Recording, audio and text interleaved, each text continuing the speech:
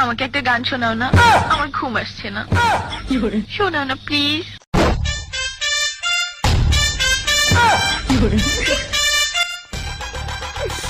তুমি আমার কাছ থেকে গান শুনবা জান?